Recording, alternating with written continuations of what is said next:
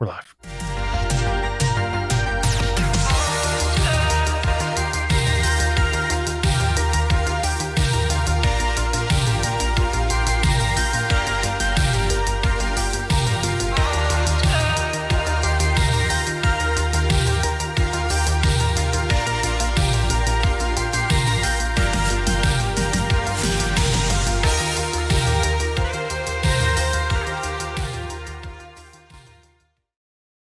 All right.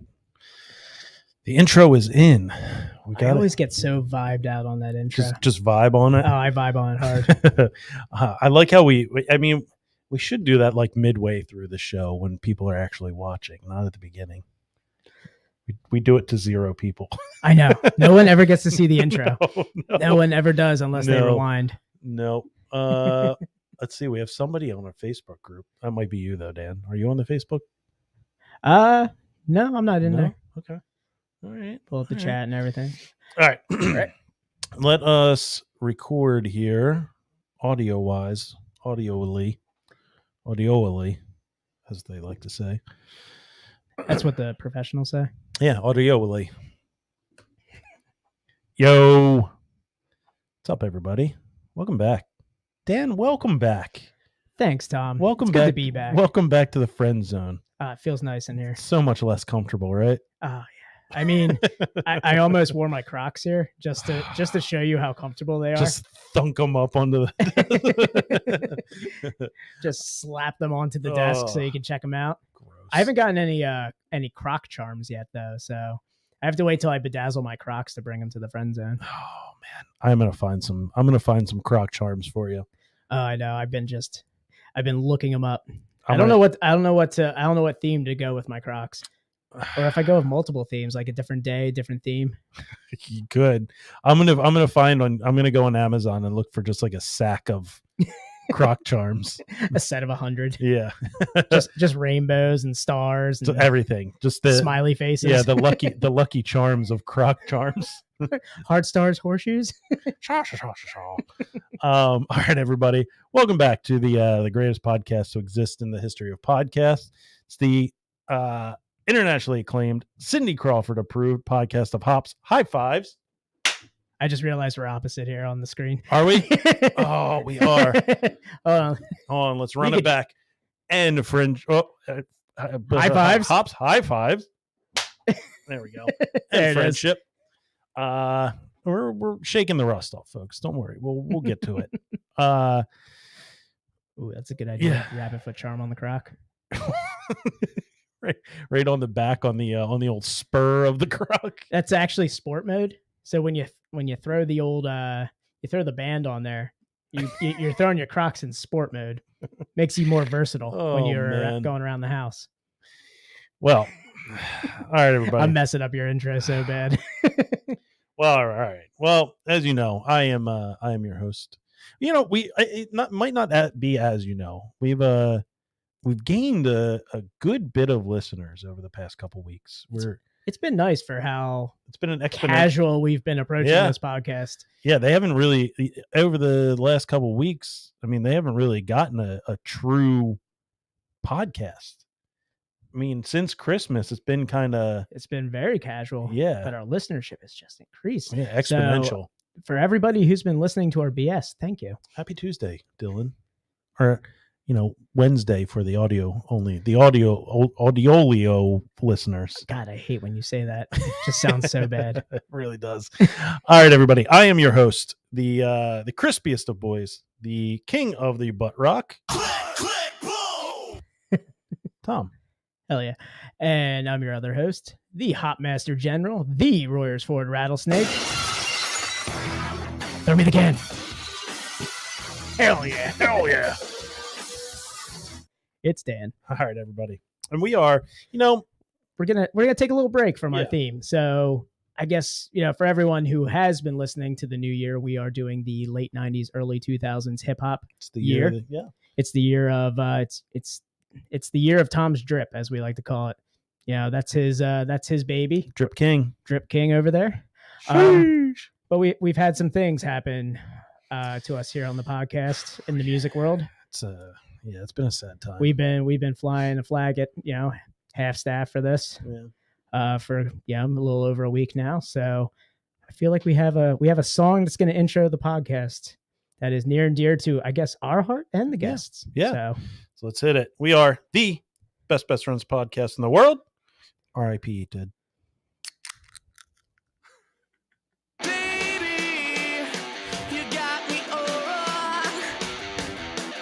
Hell yeah. Hell yeah. I'm opening up the pit.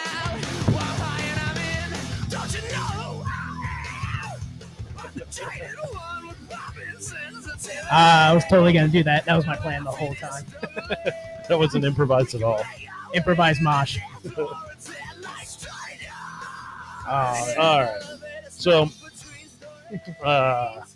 Every Time I Die broke up. It's a sad day. Rest in peace. It's a band that's near and dear to.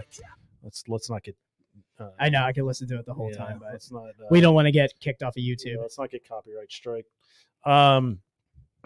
Every Time I Die broke up. They're a band that is near and dear to the podcast heart. We've seen them many times. Yeah, many times. One of the few bands I've seen more than twice. I've seen them thrice. Thrice. Yeah. I haven't even seen thrice times. No. I feel like if you're a Thrice fan, you have to see Thrice. I know. I have one more. I only have one more concert than I have Thrice. Okay, so. I like it. All right, I'll save that one. Party. They broke up. What was it? Agreed. Hell yeah, CJ White. Hot Damn that's a great one. I did put a Bolorama in our story on Instagram. So guys, well, actually, speaking of our Instagram, we've got some homework to do. Yeah. And we've got some lovely changes that have happened to our stream. All right, let's get into our plugs. Let's get into our plugs. Oh, that's nice. Oh, it's tasty. Yeah. If you haven't heard of it before, this is new, guys. This is plug music. Yeah. Oh, that makes it sound dirty. Yeah, we got plug music. Yeah. This is what we're doing. This is the music that we play when we're plugging. Go ahead, Tom. Start the plug-in. All right, everybody. As we go through every week, subscribe, rate, review, or follow, rate, review. I don't want to subscribe. I like subscribe. It's nice. Sounds more like formal. Yeah, we're we're on all major podcast platforms: Apple Podcasts, Google Podcasts, Amazon Music, Spotify. Ask Alexa while she's spying on you. Yeah. Play Best Friends podcast. Yep. Go play it. So give us a follow. Give us a rating. Dan, what's our rating? 5-star party, baby. 5-star party. I should go with the vibe, the lo-fi vibe. 5-star party. 5-star party, man. 5-star party. Still whatever. And as always, accompanying that 5-star review, or is the review actually, yeah. 5-star rating, give us a review. Scathing, fun, hilarious, all major platforms. I think we can only check Apple. I've never checked any. No, I think we might be able to check Spotify, but who's even using Spotify? I don't know. It's not as cool as Joe Rogan. We haven't threatened to pull sign Neil Young. We haven't threatened to pull our podcast off of Spotify because we just don't care. No. Yeah. That's we'll take any listen we can get, honestly. At this point, that's not our arena. I guess we stand with Joe Rogan on the. I don't know. We don't stand with anybody. I mean, we just don't. We stand with craft beer, and even that's a reach. We stand for listenership and potential sponsors. Yep. We stand where the money is. Sponsor the podcast. Sponsor the pod. Yeah. If you know anybody that wants to sponsor the podcast, tell them to hit us up. We will shill. Dear Boner Bills, sponsor the podcast. Yeah, Casper Mattress, send me one. I want a sleep number mattress. I want to find out what my sleep number is. Probably 69. Especially this music right here. So my sleep number is 69. Nice.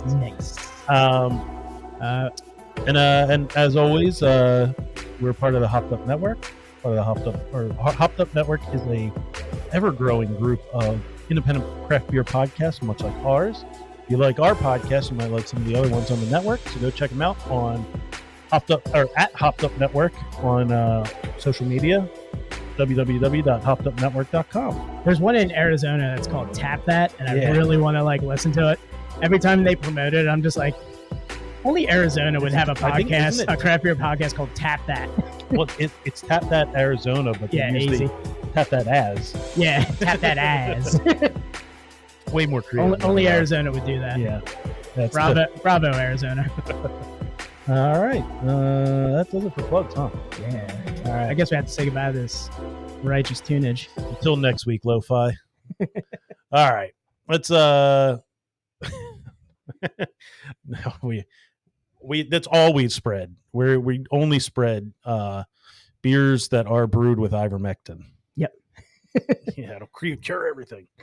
Did you see that beer that's called ivermectin? No. Yeah, Pilsnerish. Guys, if you don't follow him at Pilsnerish, he posted in his story there. Apparently, there's a beer called ivermectin. That's hilarious. Yeah, I know. All right. Let's bring on our guests. Let's do it. All right. So we are all right. They caught me off guard. Wait, did you see like the cursor from your mouse? No, you just got scared that there was a bug on your screen? No, I just saw how many people are viewing right now. I'm going to start gripping I'm getting nervous. Are you getting nervous? Oh man, he's getting stage fright. At least he wore a better sweater this time. Yeah, it's debatable. All right, so we are joined. It's been a couple weeks since we've had I feel like we've had like a proper brewery guest feature and everything since Second Sin, right? Since Second Sin, yep. Since I was deep in the COVID. Oh yeah, you were vidding it up. You were popping some Mectin. Yeah, so yep, got some Mectin, feeling better. Oh, I did see you. I did see you post that paired pints. I meant to Human Robot. Just go to Human Robot. The end. Okay.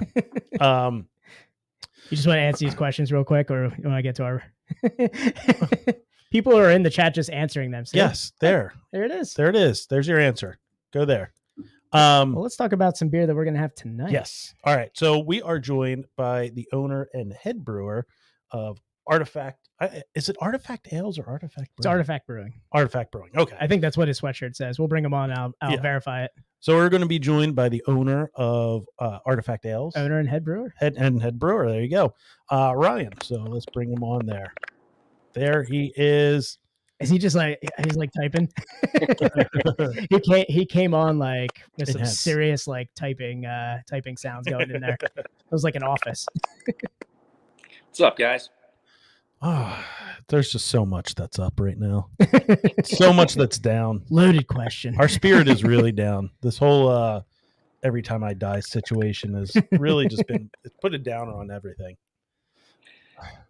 It was the band that brought this podcast together, though. Is it?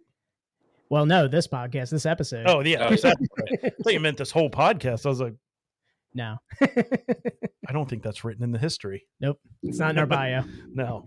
All right. So we're going to be drinking some Artifact brews. There are Every Time I Die theme. Yeah. So we've got some Every Time I Die theme beers. This is a whole theme episode. We're doing stuff. We do themes now. Yeah. All right. So what are we going to start off here with, Dan? Well, first we're going to start off with we got a Brett Saison on the way called I Love Her the River. And while I get that, Tom, why don't you talk about our Untapped? Oh, there it is. I love this label. Our Untapped. So if you're interested in the beer that we're going to be drinking, you want to find out more information about that. If you want to go back and check out all the other beers that we have featured on the podcast, I think we're up to Second Sin, right? Nope. No, we're not. No, I'll go back and I got to look at the pictures. Now that we're not doing really descriptions. Yeah, we're really just throwing the beers up there now. Yeah, to get them up there so you guys can follow along, find the beers wherever you want to go. Hey, if a beer sounds good to you, just follow her on Untapped. It's Best Friends Pod. That's Best Friends POD. Yeah, we're a music themed podcast here as well. Yeah. It kind of goes beer and music. I mean, name a better pair. Awesome. All right, yeah. So we've got My Lover the River. I am not going to try and pronounce this. I'm going to defer to the head brewer here. I'm just calling it a Brett Saison, but it's a Saison with, and how do you pronounce that? Brettanomyces, Ooh. which is just a long way of saying Brett.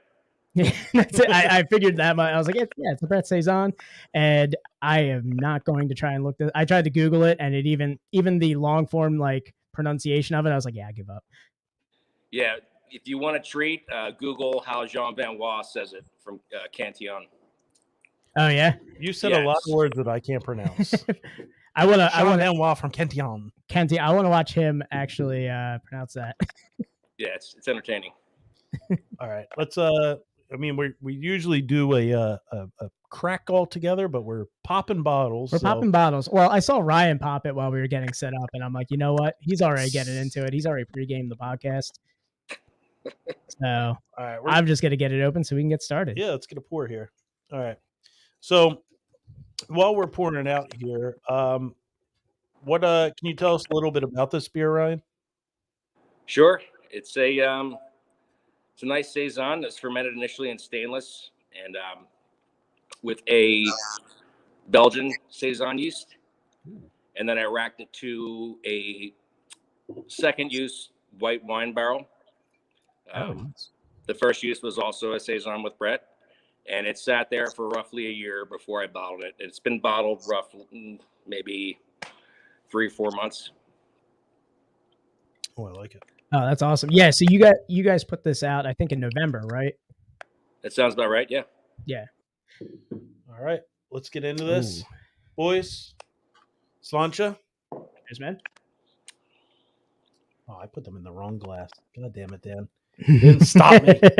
I come back to the studio here and you are just all flustered right now. I'm falling apart. All right.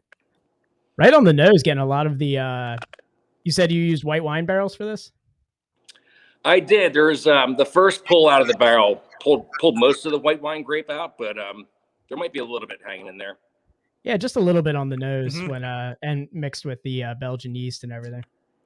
It does have I feel like it might be all in my head, but I feel like I'm getting a little bit of that like that almost like a white grape kind of taste, really kind of undertone on it. It does taste like a really nice crisp Brett Saison. And he picked like the nicest little part of like an Every Time I Die song to like name a Brett Saison. I did. Like it's such a nice label. Like it, like from anybody who doesn't even know like the band at all would not even get it. Like what it's funny because I came across this beer when you did a interview on Channel 6 for 6 ABC. And it like popped up briefly and I did a double take and I was like, was that an Every Time I Die lyric on that bottle? Like I rewound it. I'm like, unless like Keith was like paraphrasing like Robert Frost or something, because your label made it look like something was like George Thoreau or something. Like right. Transcendental serene wilderness shot. Yeah, exactly. Yeah, it works so well because if you're not an Every Time I Die fan, it just, My Lover the River, it just seems like it's such a beautiful Saison bottle. Yeah, it goes with the name. I know. When I think of the band, I think of like a malt liquor that's maybe been sitting in the back of the fridge for a little extra time. Yeah, or like day after frat party floaters. Oh. This is a sophisticated take on the lyrics here. Yeah. I got a little bit of PTSD there. I know, so did I. So why did you choose the that specific lyric? Oh man, that's one of my all-time favorite songs by Every Time I Die. Oh yeah. And it always seems to get the crowd going. I've been to a bunch of their shows, probably like 10 or 12. I can't even count, but that one always gets the crowd going. A lot of times circle pit for that one. It's got one of the best breakdowns, I think, in any of their songs. Like, and you're right, it does get the entire crowd. I think when we saw them at Montana West in Quakertown. Oh my God. So this was like, this was years ago. They played Montana West, which was a country western bar. I remember it. Yeah, okay. The stage was a foot and a half off the ground. Yeah, so this was like this is where you wanted to see every time I die. Yeah, it was like it was like one step up from VFW Hall. Oh yeah, literally one step up. I saw him at Reverb in Reading. I don't know if you guys ever been there. Yeah, I was there stage diving. So was I. I was on stage for the final song along with half the crowd. I kept running by and smacking Jordan on the butt and diving off the stage. Oh man, I love that stage. I've played there a few times. It's Reverb is great. Yeah. Always a great place to go for shows. We saw them at probably my favorite. It maybe at least top 3, maybe my favorite show ever, when it was Every Time I Die, Circus Survive, and Coheed. No, it wasn't Coheed. No, we saw them with Under Oath and Melee and the Sons of Disaster. No, I wasn't at that show. Oh, you weren't at that show? No, the one that it was at was that Electric Factory or PLA? It was Electric Factory. It was where I got this one. Oh, that is the Electric Factory. Yeah, that was that one. Yeah, it was. Forgot they had that show. Yeah. Yeah, it was Every Time I Die. It was such a weird lineup. Yeah. It was Trash Boat. No. Yeah. I don't think so. Trash Boat. I think you're mixing it up. I swear it was, you're mixing it up, man. I swear that that was the show. Trash Boat opened up for Newfound Glory. Oh yes. No, you're right. You're mixing up genres here. But that was the show. Every Time I Die, Circus Survive, and I think Circus Survive. I'm not sure on Coheed, but it was Coheed. No. I'm looking it up right now. I'm gonna get this straight. Oh my God, you're deterring. So anyway, I guess the big thing the reason we brought this on was actually because of the Every Time I Die theme. But you guys do music themes for all of the names of your beers, right? Yeah, whether it's song titles or song lyrics, all of our beer names are pieces of music. That's awesome. I love seeing that because it's something I can always pick out. Like whatever brewery I go to, and I'm just like, oh, is that a Sick of It All song? That's awesome. Yeah. Something like that. Like it always like stands out to me when when a brewery does that, and it's two things I love: music and craft beer. So I'm always a stand for that beer. If I see one, I'm like, all right, I gotta have it. Like I think we've talked about it before here. Saisons aren't really like one of my top like types of beer that I drink often. I even talked to another friend of mine who's an Every Time I Die fan. He's like, oh, it's an awesome bottle. He's like, but I don't like Saisons. I'm like, I know, neither do I, but I'm gonna drink this. I really don't know what there's not to like about a Saison. It's just maybe I just feel like I'm not good enough for a Saison every time I drink it. Like it's just such a nice, sophisticated. It's like whenever I have wine and I go like, I shouldn't be here doing this. You're too low class for Saison. Yeah. No, I like a nice Saison. It's got a little bit of that sour, good earthiness, nice crisp. Like that crispy boy. Yeah. No, you know what? To be honest, I do like the Brett style, like Saisons. They do have a nice, like you said, like almost like a dry white wine kind of flavor to them. Even when I describe them, I feel like I'm just phoning it in. It's like Saison lifestyle Pilsner paycheck. Like that's all. There you go, Dylan. You're right. At least Andy has wrestling in AEW. Yeah, he still has wrestling. Yeah. I don't know. I've Butcher and the Blade. Check him out. Yeah. I'm not gonna rule out Every Time I Die being gone forever. No, they're not gone forever. I'm not gonna rule it out. unless Keith has like a complete like mental breakdown where he goes into like an asylum. Yeah, he'll be back. Just make sure they're checking on Keith every couple months to make sure he's still there. Or he's gonna go full Tom DeLonge and just really get into aliens. Oh, I could see that. Okay. Oh, look at this username. Hello. Well, that's a virus. That's a bot. Yeah, for sure. Well, at least it's not like the YouTube bots that are trying to get us to get porn. Oh yeah, what was it? The VOH. VOH. Yeah, vagina or hand. Yeah, they're trying to get us to click on links on YouTube. It'll probably come up tonight. They'll pop up. They always do. All right, so let's talk about Artifact. Let's do it. So how did this all get started?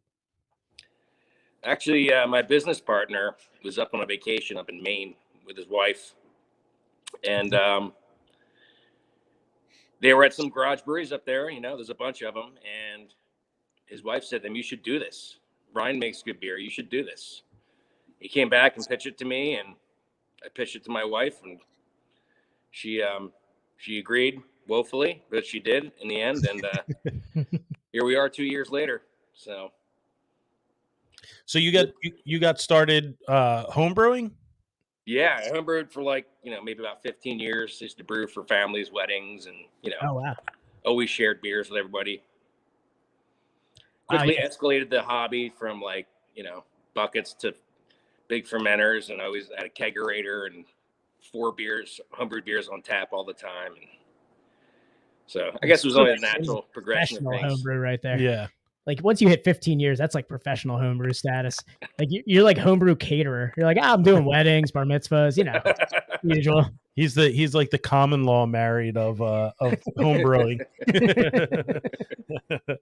All right. Dylan's never been to Artifact, but my friend Doug lives in Hatboro and goes there often and raves about it. So he's gonna have to make it out there soon.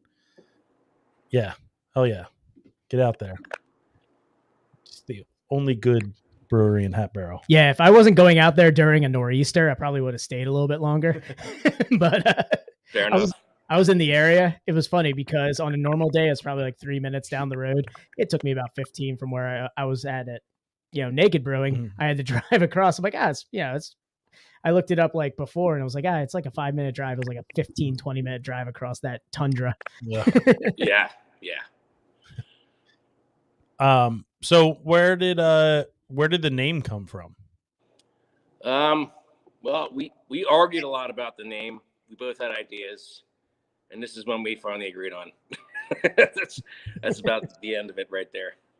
So like your Instagram and Facebook, it's Artifact Ales, but just the email address is Artifact Ales because Artifact Brewing was not available.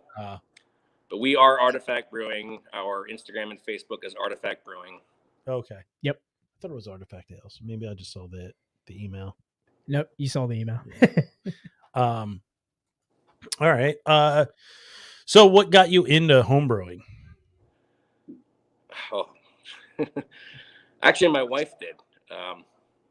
She bought me a Mr. Beer kit. Hey. Oh, another Mr. We finally got one. We finally got one. We finally got a fellow Mr. Beer connoisseur right here. And I tried it, and it was fairly terrible. Yeah.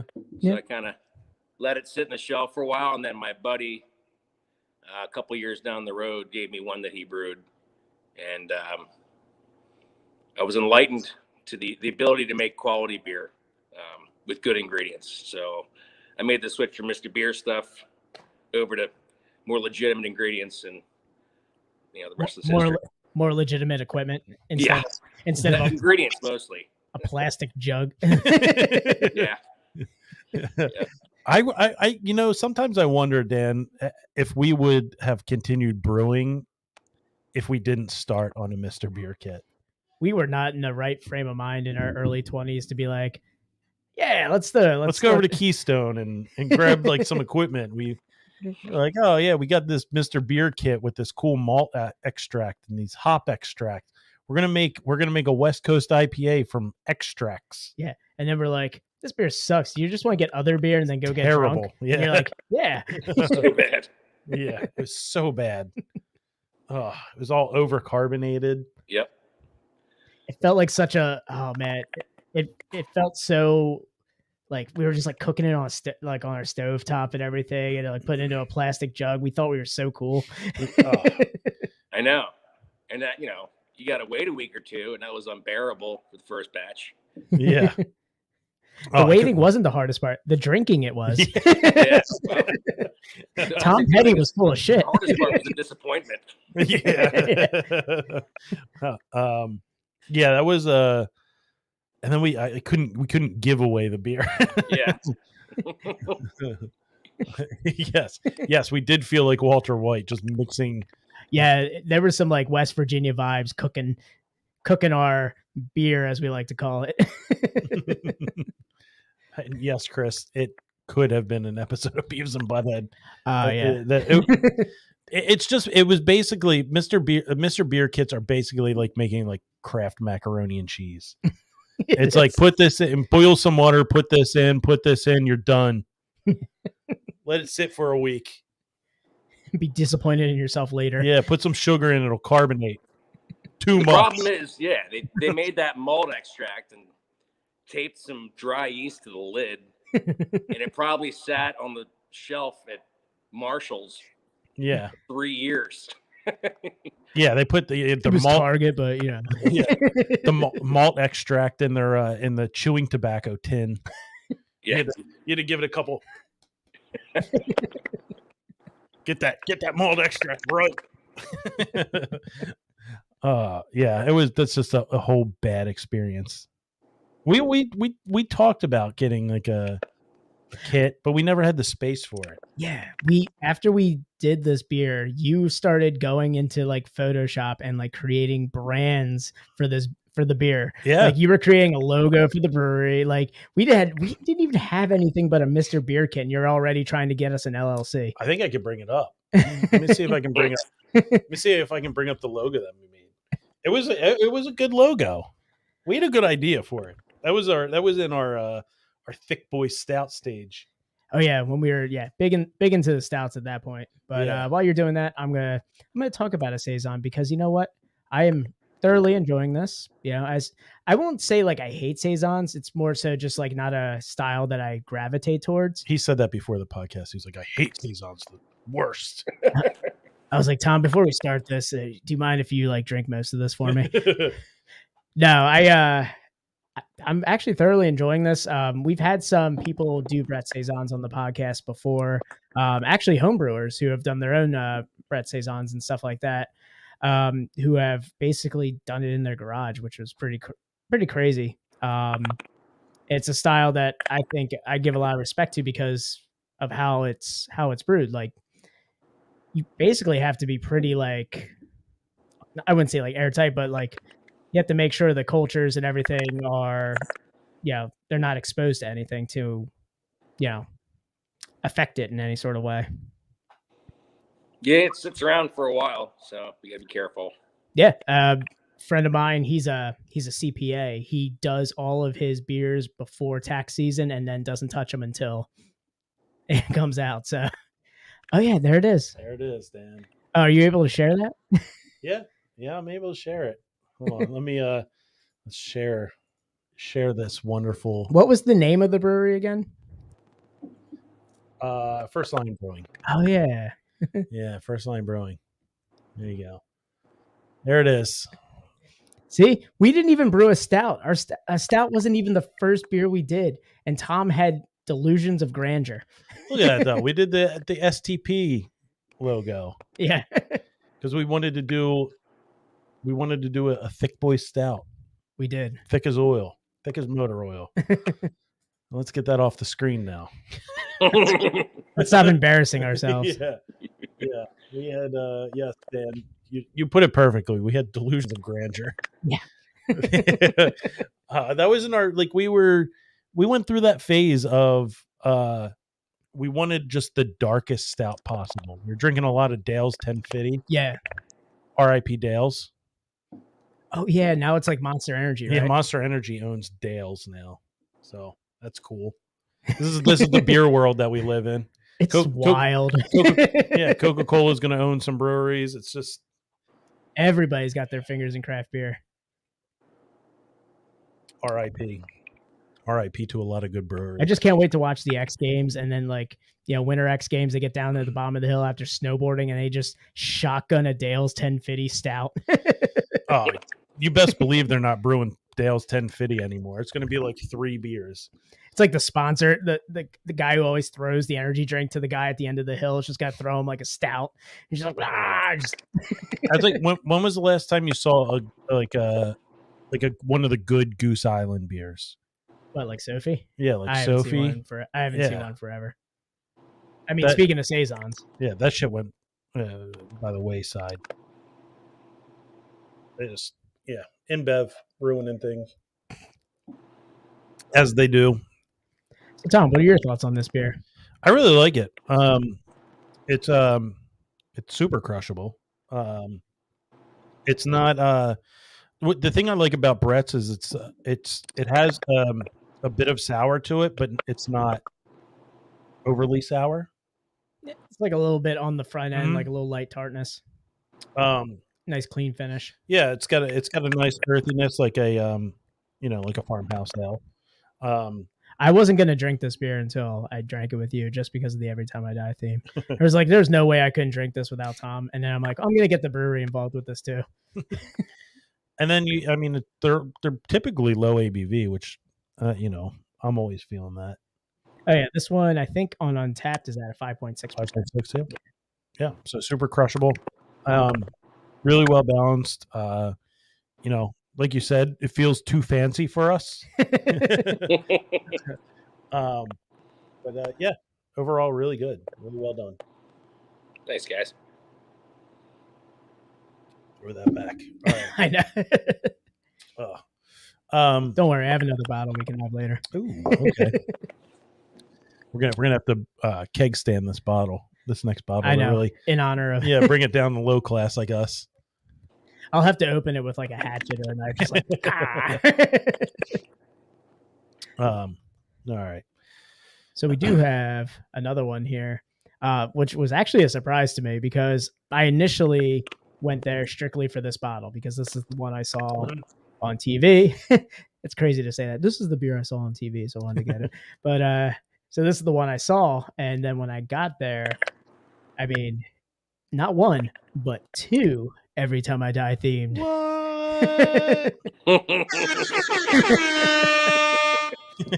It was like you knew like the end was coming, and you're just like, I have to brew one more. And it's so aptly named. I know this. Yeah, this is the. I think you sent me the little thing that you guys had with the Every Time I Die 6 feet from an early grave like artwork. I think that's what you. Oh no!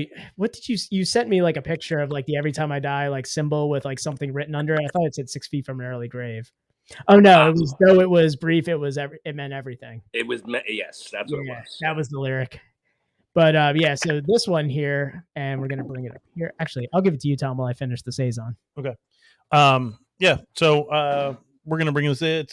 This is 6 feet from an early grave. So this is a coffee stout from Artifact Brewing. Guys, if you want to check us out and all the beers that we have here, check out our Untapped. Oh, Tom, it's just Untapped. Oh, boo, Untapped. Boo, you Untapped. I haven't checked our beer since. I know. You've been very quiet on Untapped lately. You usually are. I mean, the last episode we had, or the last stream, you got pretty vocal about Untapped. That stream has driven me to do yoga and meditation. I know. You started. I'm so zen now. So my life is so centered. You freaked out about Untapped's comment. Did you go after that guy? Oh, I didn't even check if he ever accepted my my friend request. But I got in bed and my wife was like, "What are you butthurt about now?" Tom, we've only ever brewed like what, one or two, or helped two beers. Two beers. We've only ever helped brew 2 beers, and Tom checks the Untapped on those beers, and whoever rates them poorly or leaves a terrible comment, Tom goes after them with a fierceness that like his name is just. It's like his kid. I'm like MacGruber with the license plate number. No, the beer that we brewed with Naked, we got somebody rated it poorly and left a comment that it wasn't like one of the other Cat series beers, which is a completely different IPA.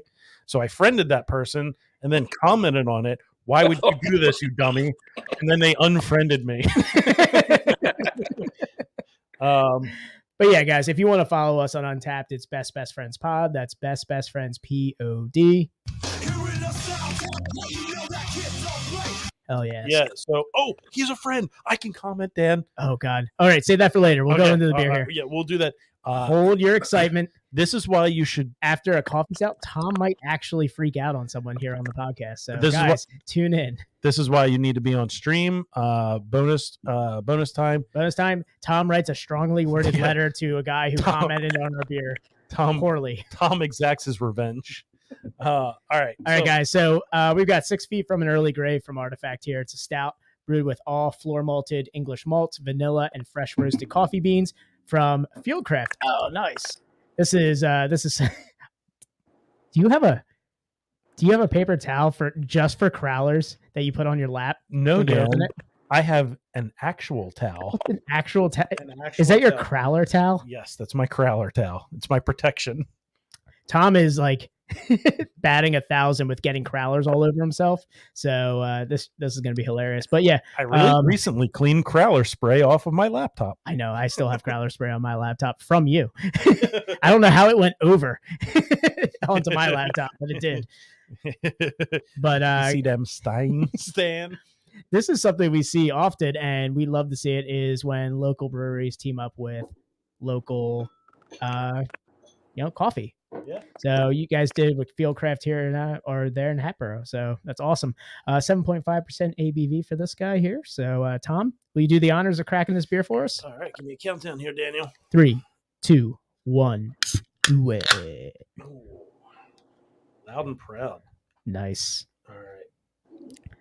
So while you're pouring that, I'm going to ask Ryan, when did you, begin brewing this beer? And did you have a premonition that this may be the last Every Time I Die beer that you would have to do? Oh, man. No. I mean, it's kind of like, a lot of times the beer name ends up being what I'm listening to when I'm brewing, Oh, awesome. Not always. Like sometimes I'm just rocking out in the car ride home. I'm like, oh, that's a good lyric. I'm going to use that. But, yeah. Don't name any beers after Coheed and Cambria because you'll jinx them when they break up. Oh man, Ryan's the jinx right now. He's like, oh, I'm gonna do this Every Time I Die Stout. I was treating him like Adam Sandler's fiance in The Wedding Singer. Yeah. Take off that Van Halen shirt before you jinx the band they break up. But yeah, so tell us a little bit about the ideas behind this. So something you were listening to, I guess, kind of led to this, or were you brewing the coffee stout while listening to this song? Yeah, so I was listening to that album when I was brewing this beer, and then I just thought it was appropriate. It's a dark phrase, and it's a dark beer. Yeah, that's all. That's off a New Junk Aesthetic, right? Yes. That's my favorite album. That's my favorite album. It's great. Yes. Come on now, let's get some. Yeah. So, God, I feel like we could just continue to talk about I guess inner Every Time I Die stuff that people won't know, but that's the last album with Rat Boy and on the drums. So as a fellow drummer, I did love that album because that's the album we saw them at Buffalo 66 or whatever the fuck it's called. Montana West. There it is. Yeah, we saw them. Yeah. Whatever. But that is a song on that, I believe. It's at the end. It is. Yeah. It's a Vincent Gallo movie as well. There you go. All right. It's got a country twangy note, that whole album. Yeah, so we were talking. Here, cheers. I'll get a little sip in first. He's gonna go grab a beer. Oh, he's got it. There it is. But we were talking about because we were gonna intro the episode with the new black, and I was talking about how I saw an interview with Andy about how he hated making that album, Gutter Phenomena, and then he went into more of the southern twang and stuff in Big Dirty and New Junk Aesthetic because he wanted to. That was his direction that he wanted to go musically with it. Them just right alongside Maylene and the Sons of Disaster. Yeah, it was about right. Yeah, that was about the same time. That whole southern twang hardcore really picked up right there. Yeah. That was a fun. Oh yeah, Norma Jean. Yeah. Well, Beartooth action. Oh wow, Best I've seen from me live is Beartooth. Seen them live 8 times now. 9 in April. Hell yeah. Wow. Beartooth. But yeah, I mean, I have the whole. I can do the entire song in my head right now, just like saying 6 feet from an early grave, 9 inches from being saved. It's just all been going through my head. Was that 100,000 skeletons on the interstate? I just hear that riff. If death's coming, it better come quick. Yeah, that is a dark album and is a fun album. The changes in that song are crazy. Oh yeah. Yeah, it's the last album with like their original drummer, so it was a good send off to that. But then it just gets wicked that next album though. They got that dude Legs on drums, and I went, okay. Is that from Parts Unknown? No, it was the X Lives.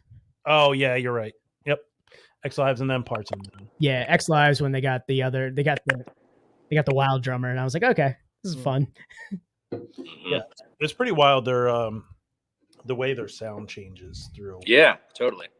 Yeah, and they still held true to like just being one of the wildest bands to see live. And I mean, for how crazy their music is in terms of like the changes, and they are very well put together live. Oh yeah.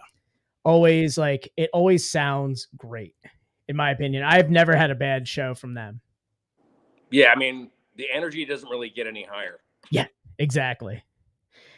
Yeah, a lot of our friends, like, they agree with us. Like, every time they've seen, Every Time I Die, they go, this is the best live show I've ever seen. They are just insane. Yep. But hey, we keep diverging on the music, but back to the beer. The coffee on this. Yeah, I was going to say, you mean this cold brew that I'm drinking? Yeah, this cold brew. The coffee is the real MVP on this. Mm-hmm. That was great. Right up front. I like the I mean, it tastes like almost like a nitro cold brew with a little bit of sweet cream in it. It's got that little sweetness from the vanilla. From the vanilla, yeah. That's exactly what I'm getting from this as well. It looks like it too.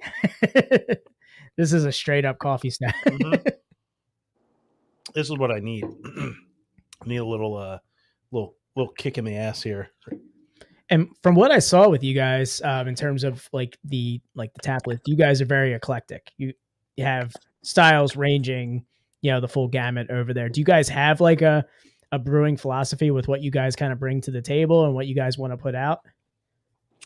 Well, we always have IPAs because that's what sells. Gotta keep the lights on. And I partake in those quite a bit, but I do like to brew something for everybody. I like to always have something lighter and easier, like a cream ale or a blonde ale. But, similar to, a bunch of other breweries out there, we don't really do the same beer twice per se. We just try and always tweak it. I try and always just have fun as a brewer and try and learn something from every batch. That's awesome. Yeah. And you highlighted something that every brewer that we've had on said, the IPAs, you keep those on because they sell, they keep the lights on, and I mean they brew quick. Yeah, I enjoy a good hazy boy when I have one too. So. Yeah, they don't take up much tank space. Yep, they're in and out real quick. So, and you can be creative with them. You can different hop combinations, different styles of. Do you want haze? Do you not want haze? Because if you don't want haze, it's not going to sell. It was great stopping in last Saturday and getting the beer. Yeah, I came in. I've never been to Artifact before, and I was one of 2 people there. Dylan, if you're still watching this, your friend might have been the guy I saw there on Saturday. He was like, my friend Doug was there on Saturday. I'm like, he might have been the only guy there. If he wears a Bane sweatshirt, then he was the only guy there. Because there was one guy there and the bartender, the tattooed Lebowski, as I was calling him in my head as I was talking to him. He's like, what's up, man? I'm like, oh, dude, this is awesome. I was like, what do you guys have available for takeout? He goes, you're looking at it. And I mean, it was a cool vibe. Great brewery. So if you guys are in the Hatboro area, definitely check it out. When you guys are, when you're coming through. And there's so many breweries out there. And you highlighted cream ales too, which is something in that area that I feel like every brewery has to have on tap. Like every brewery has a cream ale on there. It seems to be a popular style in that area of Bucks County. Creams, or Kolsch. Love me a good Kolsch, Oh, definitely. No, never mind. It wasn't a beard and longish hair. This guy was definitely like a clean shaven. If he wasn't at a brewery, I would have called him like the straight edge kid in the mosh pit. But he was at a brewery, so Yeah, it's just hilarious seeing a Baines, straight edge band, seeing a Baines sweatshirt at a brewery. I kind of giggled a little bit when I was like sitting there waiting for my beer. Oh, that's our good buddy Cole. He's one of our bartenders. Oh yeah, I saw that. I was like, man, this is like an Alanis Morissette song right here. Wearing a Baines sweatshirt at a brewery. Nobody cared about me until I had the haze. You must have gotten out of there right in the nick of time, man, because this place was packed to the gills like an hour later. Oh, really? Yeah, there was only one person there when I stopped in. Sorry about that. Everyone went down to the old Winchester to wait for this whole thing to blow over. Yeah. Yeah, I rolled in and I'm like, I'm just gonna get this beer. I'm gonna try and get home. I had an hour drive ahead of me. Sorry, man. Just put it in X mode. Yeah. Get the old Lesbo limousine. Hey, my Subaru didn't need X mode. I'm just saying. Didn't even have to touch it. Got home. I tried to drive. So I took my my wife's car out in the morning, and I went to put it in X mode in snow, and it was just like, nah, bro, we don't need this. It literally wouldn't let me touch it. I touched it, and it went, eh. Pussy. Yeah. Quit being a bitch. Is that really a thing, X mode?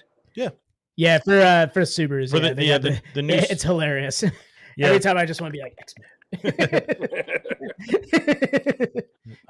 X-Force. They with the Subaru, the newer Subarus, you can put it in, was it snow/rain is one mode, and the other one's deep snow and mud. Oh, sorry, I'm not bougie enough to have the full dial. I just have one button that says X mode. You just have the one button. He has like a car like Kit that just like talks to him, No. but basically just talks down to him the whole time when he's. My wife does. Yeah. I have an 06 Forester, which is very rudimentary. I can put it in drive and reverse. You're getting a little high in the RPMs there, aren't you?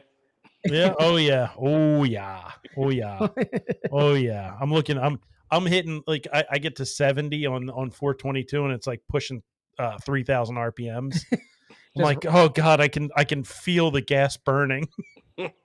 You still have the box on top too, so you get that good rattle. You get that good wind rattle with that too. Oh yeah, yeah. I have a nice Thule on top. Just that steering wheel just going. I took the Thule off, and I was like, it just doesn't. It looks sad. You missed not getting the gas mileage. Yeah, yeah. Yeah. My gas mileage went way down when I put that thing on top. Oh yeah. But, it's for the aesthetic, bro. The 2011 Kia Soul. Oh god. No, we wouldn't think it's an SUV. No, you're right. We wouldn't. That's the hamster car? Exactly. You beat me to it. Yeah. Yes, you got the old man Six Flags of cars. Oh man, we have so many great just boys in this episode. This is the best ADHD episode we've ever had. But just bouncing around. We're just like, again, back to this beer. Anyway, 2011 Kia Soul. So you brought up, Dan, there's a couple other music themed named beers. Oh yeah, I mean that's a big thing that they highlighted in their 6ABC segment, guys. If you haven't checked that out, and kudos to 6ABC. They're highlighting a lot of it's like a segment now. They're highlighting like all the craft breweries in the area. Yeah. I mean they highlighted where I work, Rebel Hill, and it was on there. That's the reason I saw you guys, was because my boss was so proud to be on 6ABC. He had to show it to me on his phone. He was like, check this out, man. So yeah, but the music theme. So are you just doing like what you said, like whatever you listen to? Yeah, whatever you're listening to, that's what you're naming beers? Yeah, I mean, not always. I have as I'm sure you do, I have an extensive library of music that I listen to. So I have a list going. Like I said, if I'm driving the car, ooh, that's a cool lyric. I had a little in my iPhone notes. I add that up there. So I try and spread it out. Just like people like different styles of beer. There's been like Jackson Brown beers and Neil Young beers and Grateful Dead beers, but there's also a lot of Every Time I Die, Lamb of God, you name it, Norma Jean, Ooh. Those kinds of beers too. Which I mean, we can't mention any Neil Young beers because this podcast goes on Spotify, so we don't want to have it pulled down. Sorry, yeah. And Joni Mitchell too, I think. Yeah. Yeah. When was the last time Joni Mitchell made an album? Other than the essential ones that get made by your Spotify mix. Right. So what's your Lamb of God beer named? I knew you were gonna ask. I was like, I've had a few. Strangely enough, one was Insurrection. Oh man. Oh boy, that one. That was before the actual insurrection. Thank you. Thank God. Timing. We put that out on January 3rd.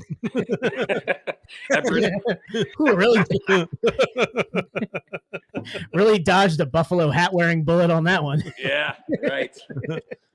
I'm trying to think what other ones. I've had a bunch. Yeah. I can't remember them all. I'm sorry. You just got to name one with the Wall of Death. Wall of Death. That's the mosh. That's the oh my God. Dude, how many Wall of Deaths I've been in? Oh man. I feel like an old veteran. I'm like, let me tell you about the Wall of Death. Just the darkest stout that you brew. That's just the Wall of Death. Nice. I remember being in a Wall of Death, I think in Reading. This was before Reverb. So I think when I saw Lamb of God, it was at the Sovereign Center in Reading. And I was in a Wall of Death, and the whole crowd, like if you guys aren't familiar with what a Wall of Death is, basically if you go to a metal show and it splits down the middle and basically turns into the movie Braveheart. So you've got one half of the crowd going on one side and one half going to the other side. It's like a signature. It's like what Lamb of God is like. They are pretty known for it because they call it out and they make people do it. Right. So the whole crowd splits, and if you guys are familiar with the band, the Bloodhound Gang, I was on one side. I looked to my right, and Evil Jared, who's the bass player of the Bloodhound Gang, just happens to be 7 feet tall. All 7 feet tall of them's right next to me. I'm just like, hey, aren't you Evil Jared from the Bloodhound Gang? He goes, yeah, man. I'm like, Wall of Death, huh? Crazy. So the Wall of Death, basically the whole crowd splits and becomes like the movie Braveheart, and they just run into each other. So I'm running next to this 7 foot tall juggernaut who proceeds to grab me like a Cabbage Patch Kid, all 5'4" of me, and tosses me into the other side as it's coming in. Nice to meet you. Yeah. It's like, I love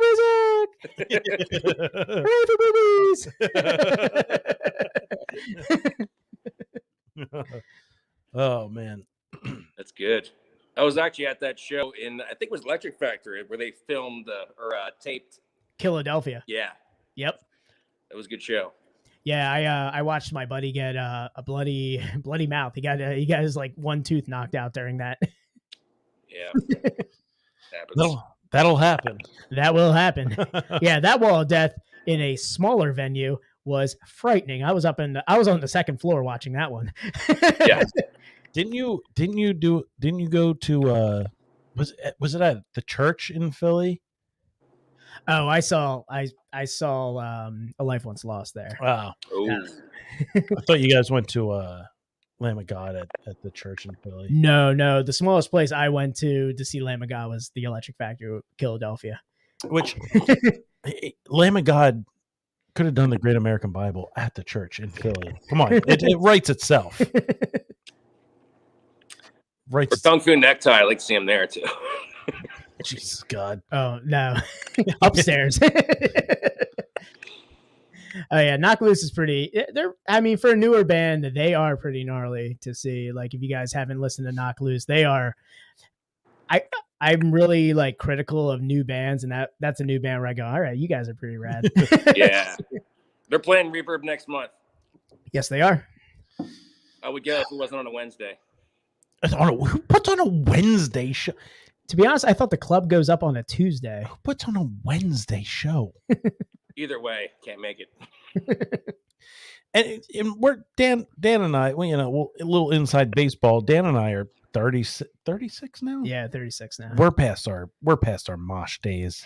No, honestly, I will save one last mosh if every time I die gets back together, I will mosh for that. All right, show. that's fair. I will jump my short ass into that fucking mosh pit and jump around. That was, yeah. I'll yeah. My last mosh pit was Comeback Kid in 2013, so I've since retired. I think my last mosh outside of like local bands. Oh yeah, local. Outside of like VFW shows would be Every Time I Die. Every Time I Die Reverb show. Oh, okay, yeah, that's a good one. What? Seriously? Dude, come on. You guys don't throw down? Dude, I'm 5'4". When I get hit, I get hit. But Reverb, Comeback Kid, Hatebreed, East Coast Tsunami 2013 was the last time I was in a mosh pit, only because it was so good. And yeah, I mean, Wisdom in Chains and all that had to be out there for that. You don't throw down anymore. I don't. We're 36. I'm 45. I know if I was a little bit bigger, I'd probably be out there, but like I just get thrown around too much. Like I catch one elbow from a 25-year-old who's like 300 pounds and like fucking 6 foot. I'm out. Yeah. Every time it's like me and all the 20-year-olds, everybody's like, is that somebody's dad? He's got the hat from the Sandlot on.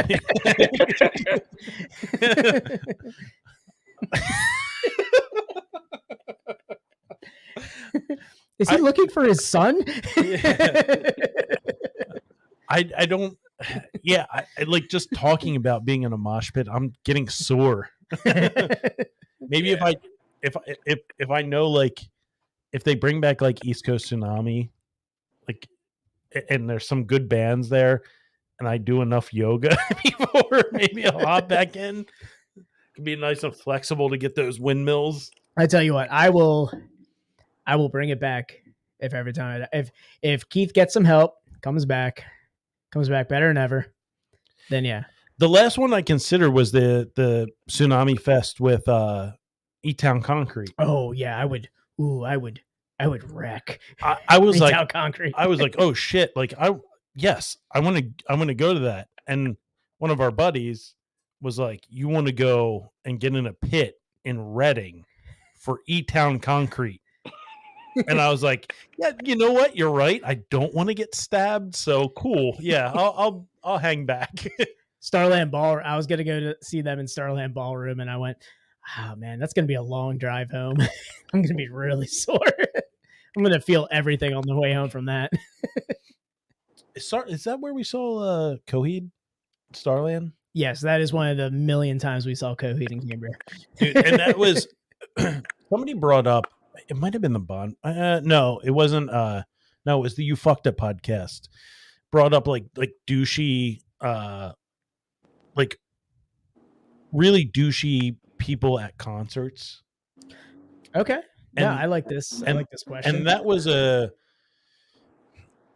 thinking back on it, and it immediately came to mind this Coheed concert that we went to. Go on. And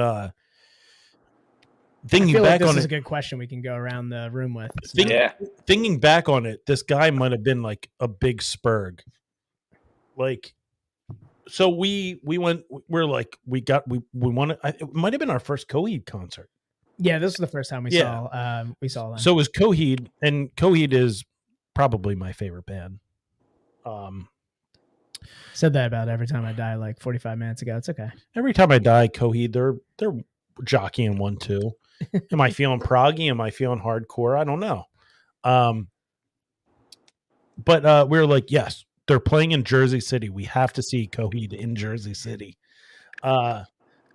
So we went there and we pushed our way to the front, and there was that guy up front. He was like, "Oh, you're not as big as of a Coheed fan. You don't deserve to be up front." Oh, was he the one that kept trying to quiz us? That Yes, like yeah, in between songs where he kept asking us questions about yeah, like he tried to like do like facts about Coheed in Yeah. between songs to like measure our metal, to test our metal. yeah. And we're like, dude, we're trying to enjoy them. He was just like, All right, the douchey expert is what you're trying to get. Yeah. The douchey band expert who like just happens to throw it around. he's trying to like govern the crowd. The crowd, yeah. Oh, do you know all this about? Do you know what kind of Pantene Pro V that Claudio uses in his hair to get that quaff? Like, no, he's to get like, that volume back with the line. Okay, I've met a couple people like that in the pits who try and do that. Yeah. Actually, let's ask Ryan. Ryan, who is, I would say, you don't have to say like a specific person, but the type of person that you say is the douchiest person at a concert? I was at a Tool show once, and there was a group of guys. I don't know if they were like a biker gang or a bunch of I don't know what they were, Nazis or whatever, but they were like hardcore, and they were just out there to hurt people. Ooh, okay. So you go to a Tool concert to hurt people. Who goes to a Tool concert to hurt people? Tool and Tool, like they have it's a very eclectic fan base. You get everything from, like you said, like the Hells Angels kind of biker gang to the math nerd, or like the stoner who just wants to like vibe out to like some proggy metal. Yeah. Maynard sits behind that. I would say that's a very divisive crowd right there, because you're gonna have those things that are gonna happen. Maynard stays behind the curtain because he wants it to all be about the music, man. Oh yeah, I would say like the overly aggressive person at a non-aggressive concert is a good one. Yeah, I mean, there's even that guy in the pit who's just not just dancing or whatever, but he's like looking for somebody to punch in the face or punch in the back of the head. And this was a bunch of guys just doing that. They were just head hunting, like. Oh yeah. So yeah, if you're not there to dance and you're just there to hurt people, that sucks. Like, that's douchey. Yeah. No, that is douchey. Yeah, if you're there to hurt people and not there to dance, no, that is definitely one I would agree with, is something that really irks me. Separate from that, where I thought I almost ran into that scenario in Asbury, I went to see a very non-aggressive band, but saw the Gaslight Anthem in Asbury in their convention center. So the Gaslight Anthem, punk, just very like anthem-y, like, you're there to have a good time, drink some beers, have fun. They may have listened to Bruce Springsteen once or twice. And by once or twice, 1,000 times. Mm-hmm. I love that Hard Times article where it says Brian Fallon from the Gaslight Anthem caught digging through Bruce Springsteen's garbage. But so seeing this band, I'm in a punk mosh. Everyone's there to dance for this. And this guy comes around and he just knocks the beer out of my hand. And he looks up at me like in total surprise and shock, and he puts his hand up and goes like this. And I'm like, okay, and he just runs away. And I'm listening to the rest of the song. He comes back with a full beer and gives it to me.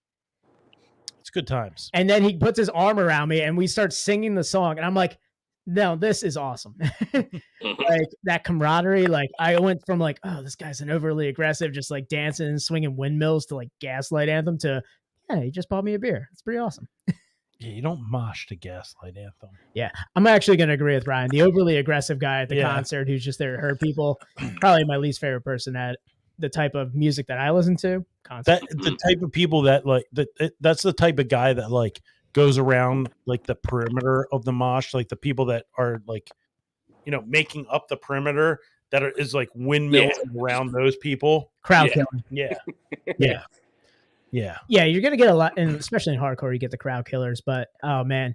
And like hardcore, especially like there's a lot of camaraderie in those pits. Yeah, people are picking each other up, and that's what you like to see in those scenarios. I mean, it's great being a little guy in a hardcore pit because you can always find a big guy to be like, "Yo, man, can you launch me up there?" And they're just like, they put their hands out and they do this for your hand, for your foot, and they just launch you up there like a fucking Nerf football. Yeah, whistle the whole time.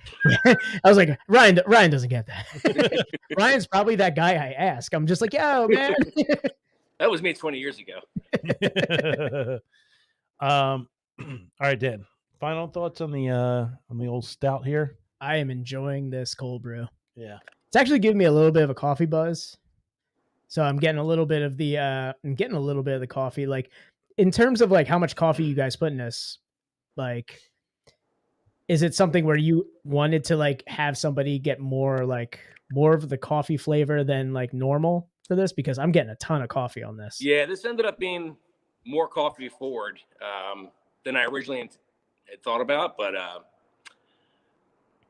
tried, like I said, I always tried new stuff, right? So I did a beer last year. I did a pale ale, like a citrusy pale ale, and I added some cold brew to it. It's like a coffee pale ale, and that was pretty tasty. That was a Descendants beer. Oh, nice. And then this one, I decided to just do a really coarse grind with the beans and put them right in the fermenter. And I definitely got more flavor out of them. It's also a darker roast bean. But this one had about 4 pounds of coffee beans to about 105 gallons. Okay. Yeah, it definitely came through a lot. And yeah.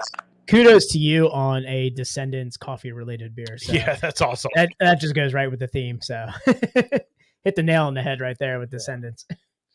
Do you want to run through our questions for Ryan, and then we'll run through the questions. We'll wrap it up. And are you ready?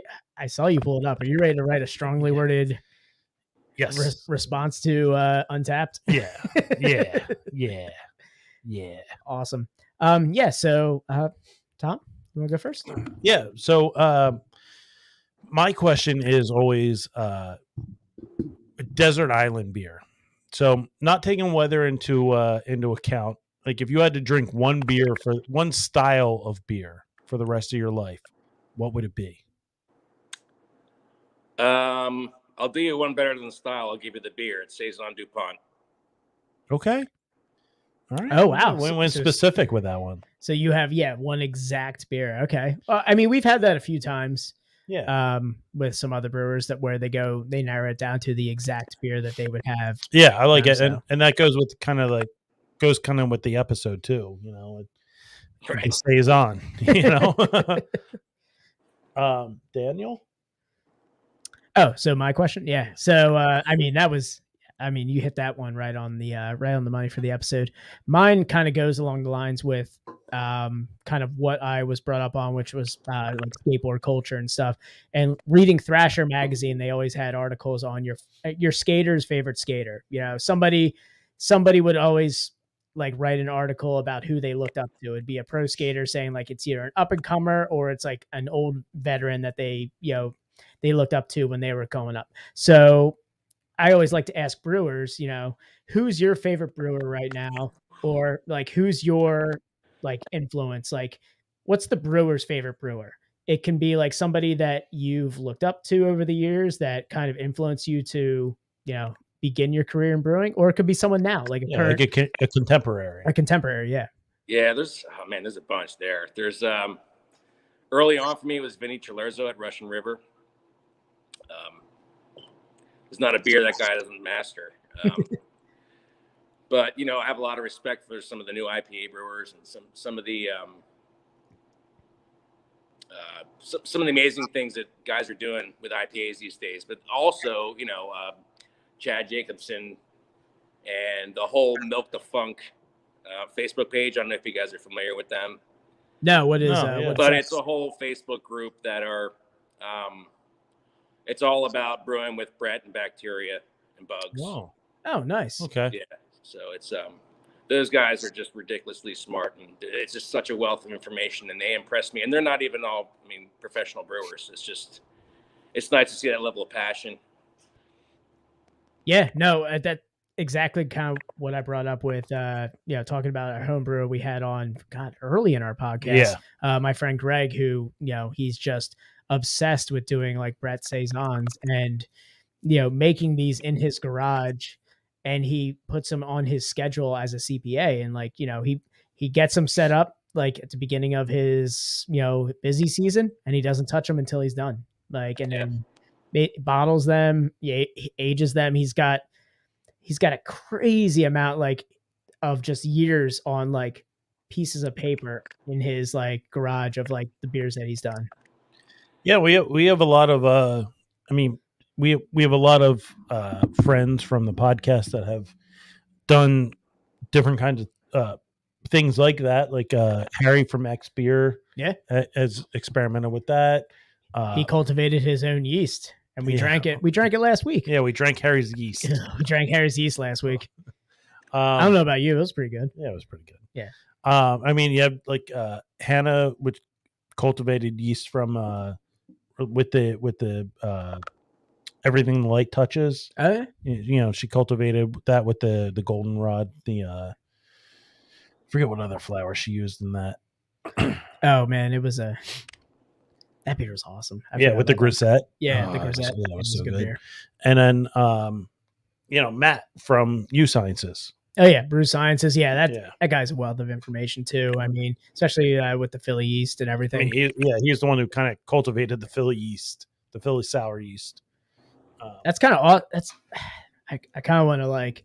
I feel like I'm not good enough to get in the Milk the Funk, but I'm gonna shoot my shot to see if I can get in that group, just so I can sit back and see what they're doing. Oh yeah, just take it all in. Yeah. I'll tell you what they're not going to do. They're probably not going to restrict your post. Yeah, I was gonna say, is there an approval process where like I have to answer some questions before I get into that? Oh man, I've been a member for so long I don't remember. Hold on. Let's stop for a second. Hold on. Okay, we're good. Okay, so then okay. God, one more audio issue. No, for some reason I don't know if it's not a big thing. We're good. But yeah, that about wraps it up, huh? That wraps it up. Ryan, thank you again for coming in. You know, I know it was a little bit, you know, short notice. I was like, I came up there on Saturday. I'm like, you know what? I hope he's up there. If not, like, I'm gonna reach out to this guy. I want to get him on the podcast. Like the whole integration of music and craft beer to me, like Artifact, you guys hit it in like just a vibe that like I can really just support and I just get on top of. It was great to like, especially come there and see the draft list and be like, I know that band and I know that reference. I know that band. I know that reference. I'm like, God, I wish this was closer. I'd be here all the time.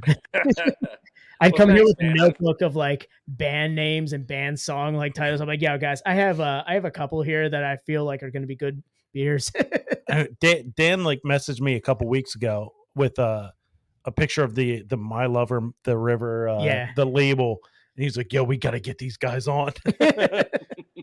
That was the night I got real hammered after I heard Every Time I Die broke up, and I'm just sliding into Ryan's DMs like, yo, man, how many bottles of that do you guys still have?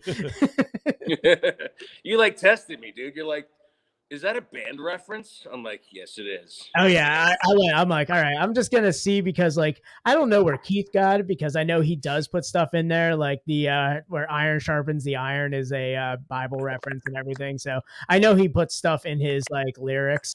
So I'm like, you know what? Maybe it's something I've never heard of that Keith used, but I'm like, all right, right.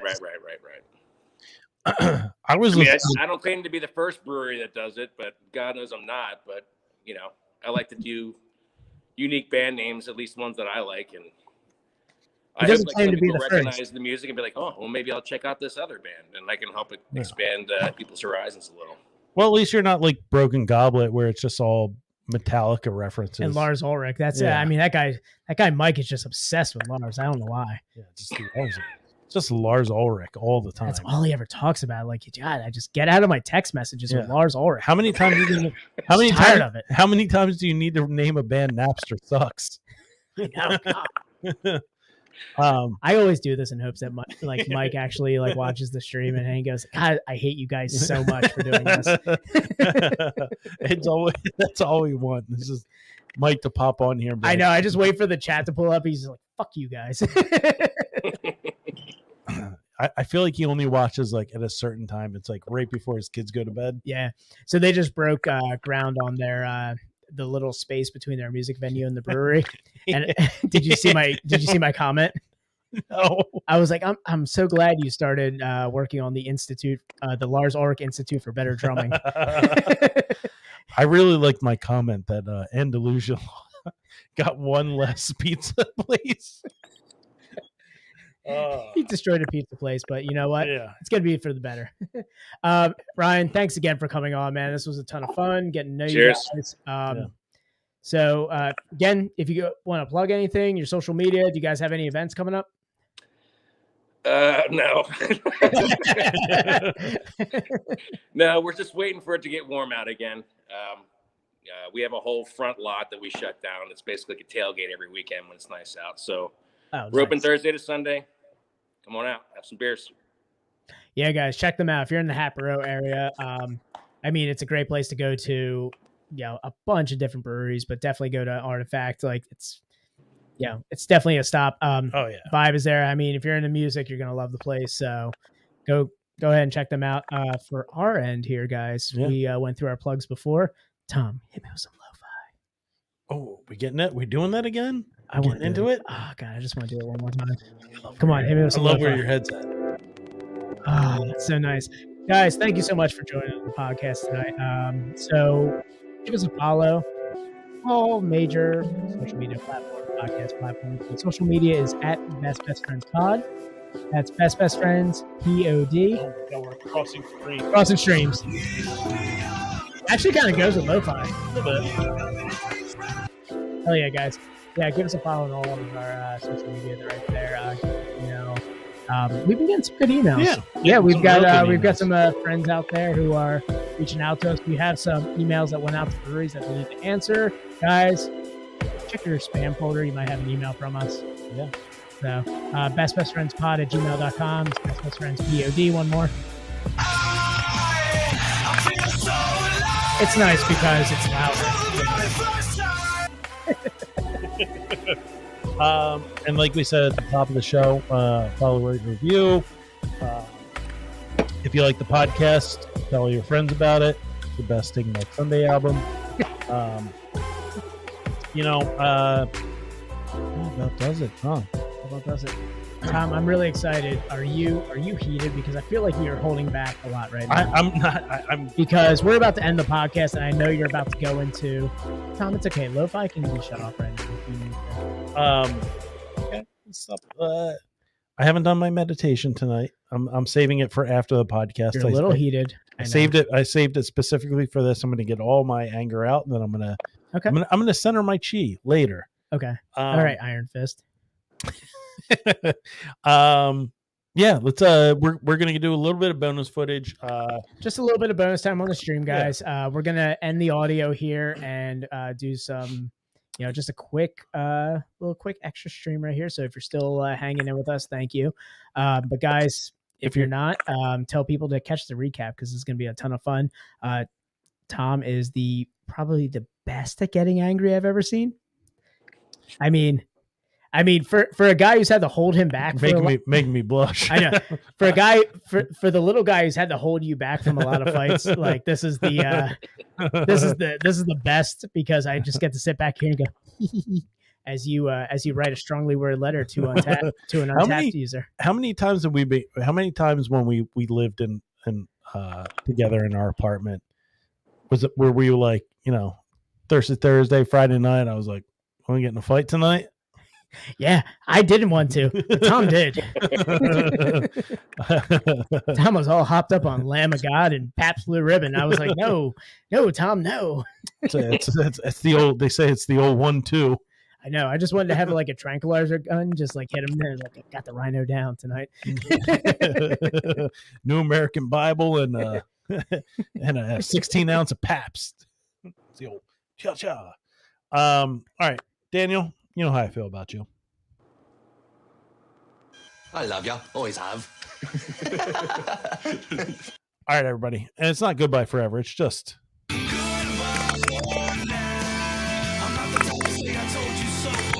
I love that we still do POD on this podcast. I hope we never stop doing We POD never on will. this podcast. We never will. We're 102 episodes in. I know. Ryan, no pressure. If you do a POD beer, just let us know. Yeah. Okay. That was the best reaction ever. We'll come out and play DJ for it. It's the Southtown West Coast IPA. All right. It's the ode to San Diego. Get your notebook out. All right, everybody.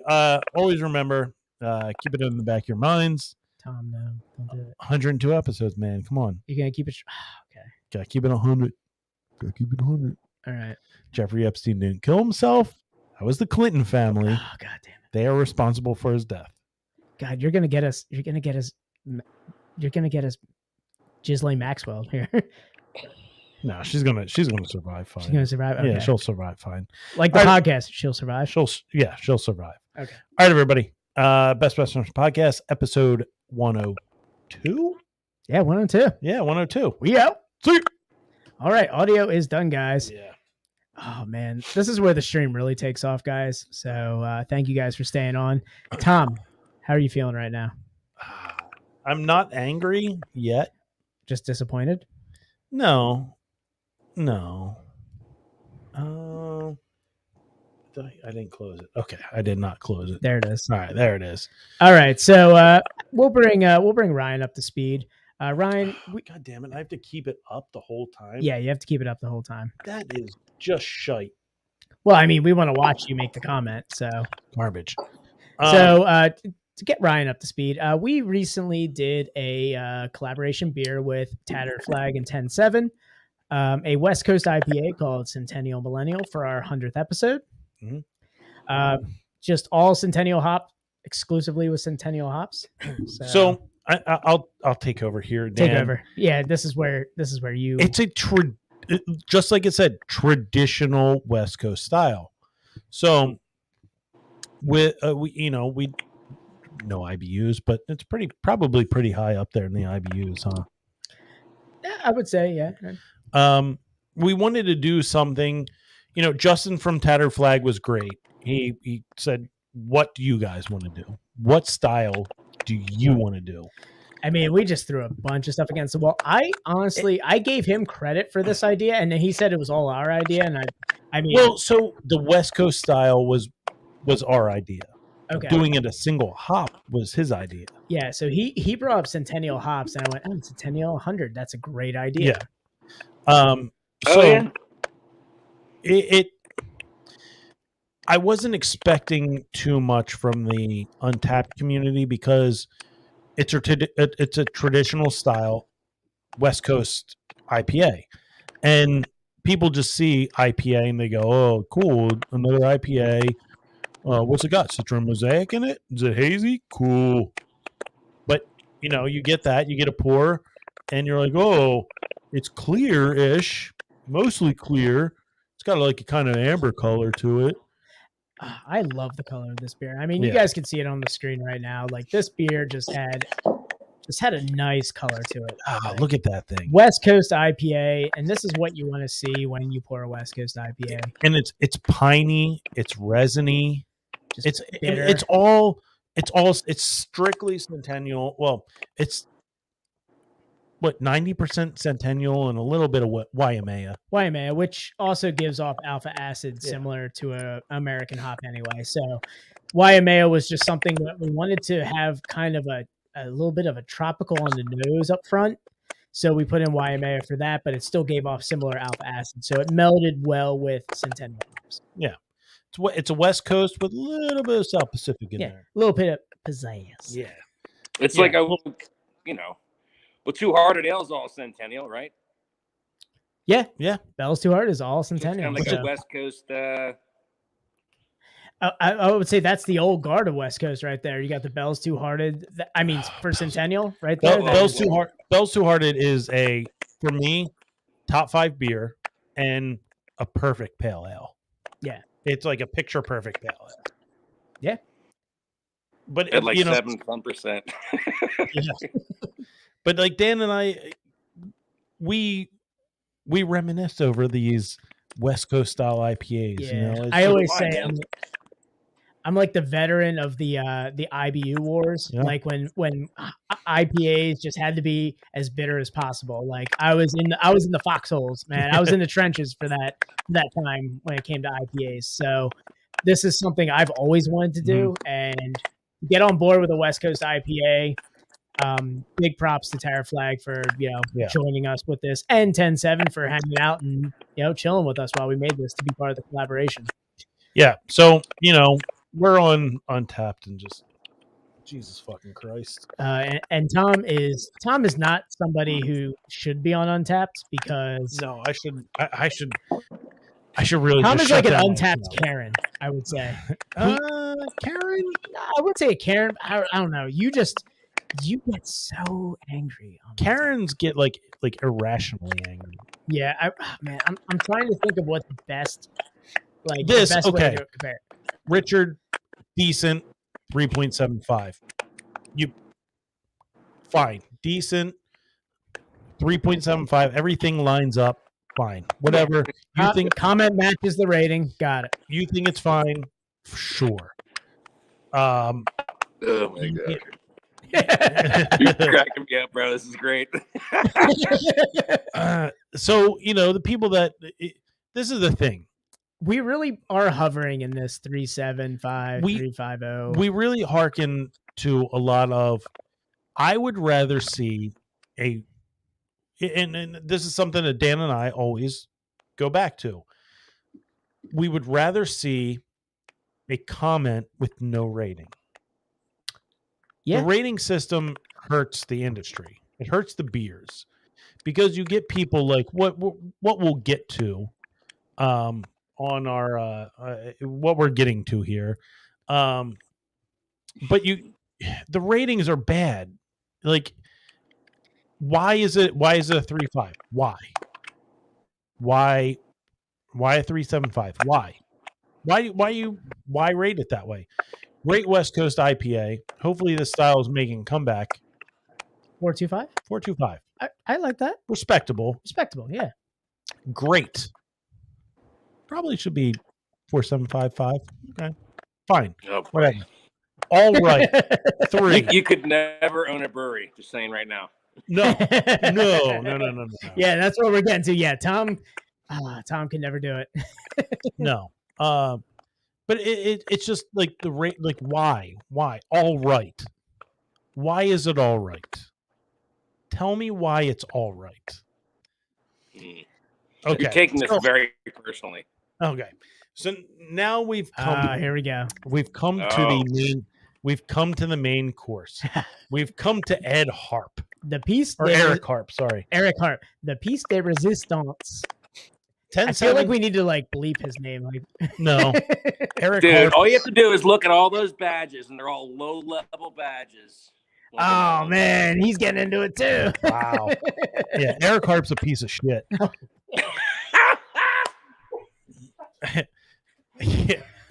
Eric Harp is garbage. Oh man. 10-7 is the best, and so is Tattered Flag. But this beer is a big no from me. 0.5. Okay. So, this is where we come to the crossroads. I'm going to miss everybody. Nice little Bone Thugs in there. So, when you look at this, he likes the breweries. Great. Good shout out.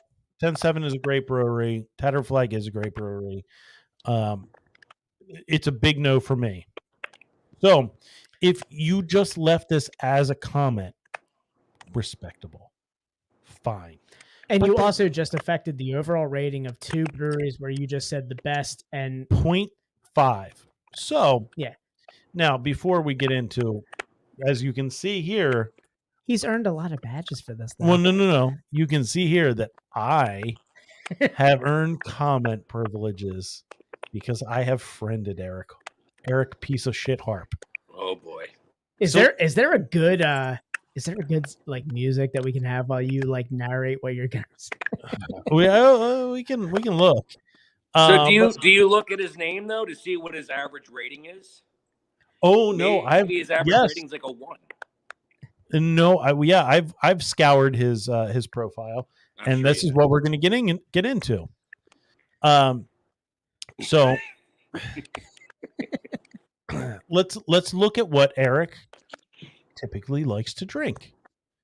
He likes to drink triple dry hopped Sunkist by Imprint. You know, here's a Centennial Millennial. He didn't like that. A single hopped IPA. South Pacific Punch, which he called fucking disgusting. Didn't rate it. Fine. If you didn't like it and wasn't your taste, don't affect the brewery right there. All right, so now let's get into the meat and potatoes of this whole thing. Galactic Double Bird, Hazy Double IPA, 5 stars. Pretty Kitty, a cotton candy IPA, whichever the fuck that is, 4. Beyond Nowhere, which I believe is a New England style IPA, 4.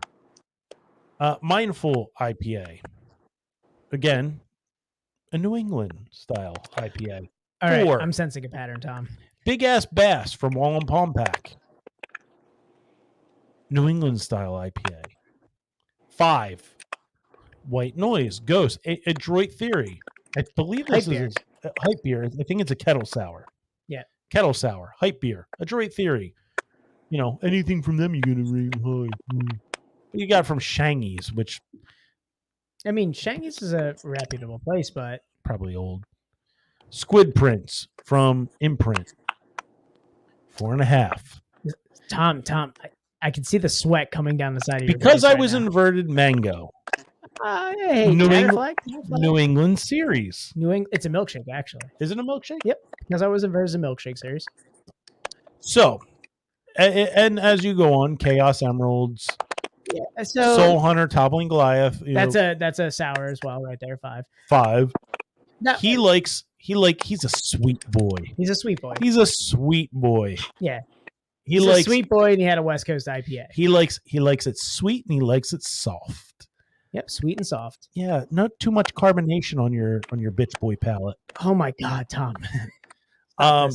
So the one main driver there is that none of those IPAs are bitter. They're juicy, soft, hazy IPAs. Yeah. And nothing against those IPAs. I'm sure they're very good. I think did we have Sunkist? I feel like I've had Sunkist from Imprint. Yeah, Sunkist is good. I like it. It's not the style that he likes. Why do you rate it? Why do you rate our West Coast? If you don't like the style, why rate it?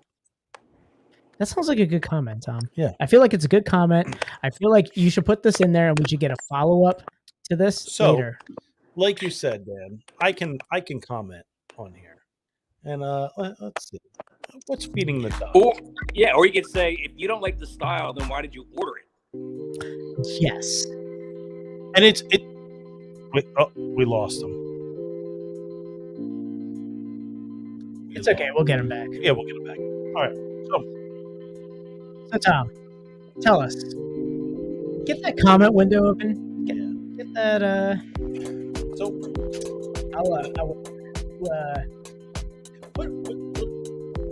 what are we commenting here? If you don't, I feel like you hit the nail on the head. If you don't like the West Coast style and bitter IPAs, why rate this beer? Judging. Oh, okay, yeah, throwing from your track record. By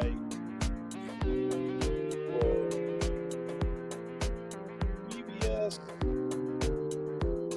check-ins. Per your last check-ins. Per your last email. Judging by your previous check-ins. I feel like I'm like the devil on your shoulder, and I'm just making Tom do this.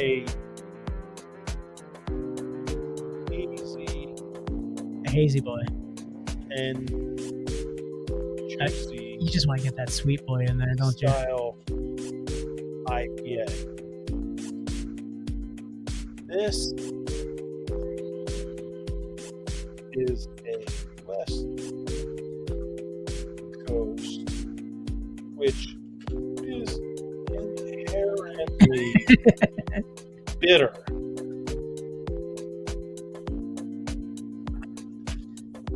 Why rate it a 0.5? If you do not like the style. Just because. Oh, you only have 140 characters. Oh, no. God.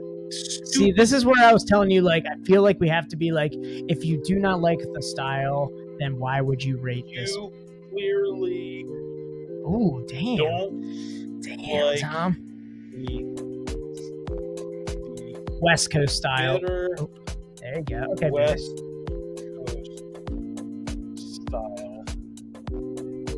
So why hurt? Hold on. Why hurt the overall rating? I like that. Overall Rating of 2 breweries that you love.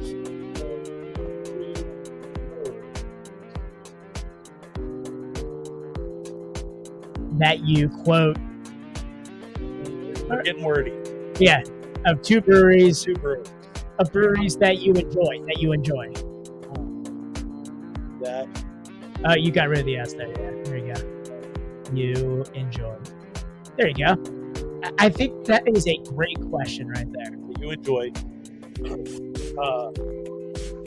style is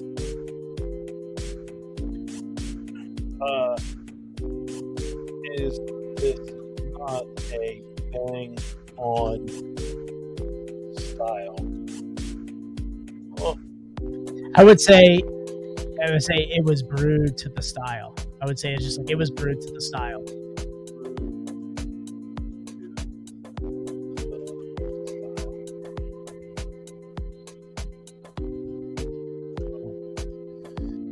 All right, Dan. Post. Post is over. It says 140 characters. Hold on. Oh, 141. Now it's telling me I have 141 characters. Okay. It was brewed. Hold on. I'm just going to. It was brewed to style. There it is. Brewed to style. There you go. Boom. So we'll see what Eric has to say. I am going to assume that he's not going to respond. If he responds, this is what I say, because we are a craft beer podcast that is, I would say we're pretty non-biased. I mean, to an extent. Yeah. I feel like if he does reply, let's give him a chance to, let's give him a redemption. Yeah. Let's get him on an Instagram Live. Yeah. We get him on an episode. Yeah. Have him talk about that 0.5. I like the idea there. Yeah. Man, you're becoming the idea guy on the podcast. Oh, man. It's just the gears are really you grease the gears and they're turning seamless. I know it's going. But yeah. I mean, let's finish the episode. Ryan, I hope everything went well with your computer over there. Yeah. Let me see if he sent us anything. All right, we're gonna get out of here, guys. Thanks for joining us for the stream. We're gonna have broadcast here. All right, we'll catch you next week. Yep. See you guys. See you.